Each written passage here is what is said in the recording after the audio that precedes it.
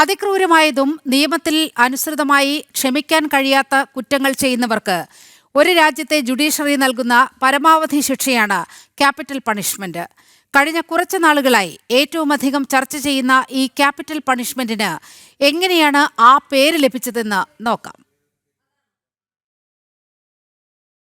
തല എന്നർത്ഥമുള്ള ലാറ്റിൻ പദമായ കാപുട്ടിൽ നിന്നാണ് ക്യാപിറ്റൽ പണിഷ്മെന്റ് എന്ന പദം ഉരുത്തിരിഞ്ഞത്. പ്രാചീന കാലം മുതൽ വധശിക്ഷ അഥവാ ക്യാപിറ്റൽ പണിഷ്മെന്റ് പല സമൂഹങ്ങളും നടപ്പാക്കിയിരുന്നു.